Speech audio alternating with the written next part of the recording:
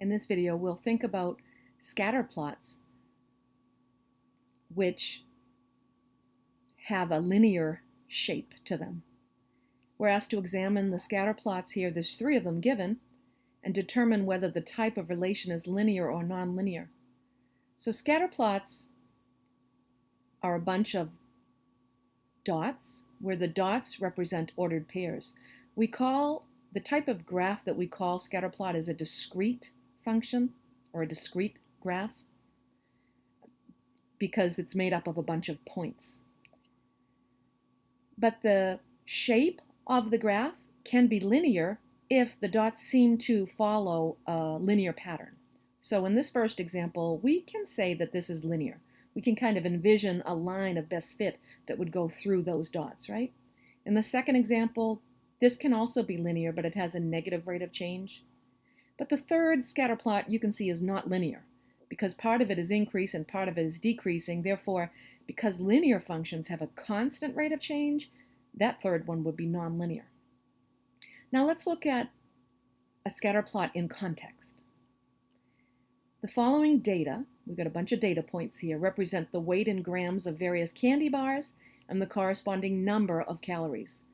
Now very often statisticians will use a bunch of data points, and then they will say, is there a trend? And if there's a trend, can we draw any conclusions, such as, would it be a fair thing to say that the higher the weight of the candy bar, the more the calories? So those are the kinds of questions that we would be considering. The direction that we have is to draw a scatter plot of this data, treating weight as the independent variable. So here we have the quadrant 1 of a coordinate plane, because of course we're only dealing with positive numbers, so we can consider quadrant 1. The weight is my x, my independent variable, and the calories is my y, my dependent variable. And we can look at our x value of our table, and the smallest one you can see is in the 30s, the biggest one is in the 60s. So we could go from 30 to 70 on our x-axis. And as long as you go by an equal interval, that would be an acceptable scale and interval to use. On our y value, the smallest y value is 210. The biggest one is 280.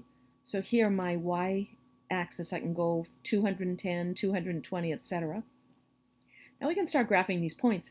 44.28 and then 230. 44.84, 230. And so we're going to place these dots as carefully as we can on our coordinate plane. 58 and then 280. 61.12, 280. 39.52, 210.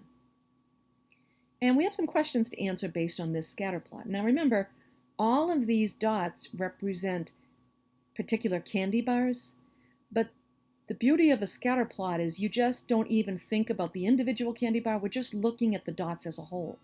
So here's the question: what type of relation appears to exist between the weight of a candy bar and the number of calories? Now you can see this is a linear function, right? It has an increasing rate. We could draw a line through those dots. That would be called the line of best fit. So this is linear. Next question, select 2 points and find a linear model that contains the points. Graph the line. So we're going to draw what I think is a pretty good line of best fit. And we're just going to eyeball this.